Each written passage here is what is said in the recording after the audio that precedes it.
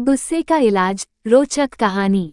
रोचक कहानियन। एक जॉइंट परिवार था। यह परिवार पिछले कई सालों से एक साथ ही रहता आया था। इस परिवार में कुल 3 पीढ़ियां बसा करती थी। लोग इनकी एकता की मिसालें दिया करते थे। लेकिन एक नई बहू के इस परिवार में दाखिल होने से इस परिवार की शांति अब खतरे में आ चुकी थी। यह नई बहू स्वभाव की खराब नहीं थी, लेकिन जब इसे गुस्सा आता था तो वह किसी को भी कुछ भी बोल देती थी और उसे हर छोटी मोटी बात पर गुस्सा आ जाया करता था। इस वजह से अब पूरे परिवार में तनाव रहने लगा था। ऐसा लगता था कि इतने सालों से जो परिवार एकजुट था वो अब कभी भी टूटकर बिखर सकता है। गुस्सा शांत होते ही बहू को अपनी गलतियों का एहसास होता। वह पश्चाताप करती, लेकिन फिर सब भुलाकर अगली बार गुस्सा करती और वही बातें दोहराती। एक बार उनके घर एक साधु बाबा आया।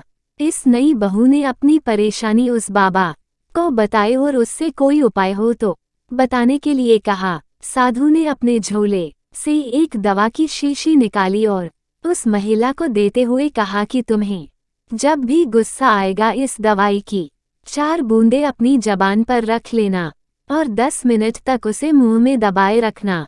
अगर तुम 10 मिनट तक उसे नहीं मुंह में रख पाई तो यह दवा काम नहीं करेगी। महिला ने अगले दिन से ही उस साधु बाबा की दी दवाई का इस्तेमाल करना शुरू कर दिया।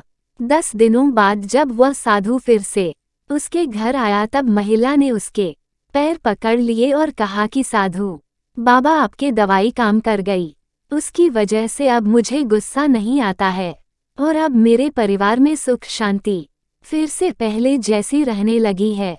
साधु ने हंसते हुए कहा कि मैंने जो तुम्हें दवाई दी थी दरअसल वो कोई दवाई थी ही नहीं, शीशी में तो मात्र पानी भरा था। तुम्हारा गुस्सा किसी दवाई की वजह से नहीं बल्कि गुस्सा आए तब शांत रहने की वजह से खत्म हुआ है।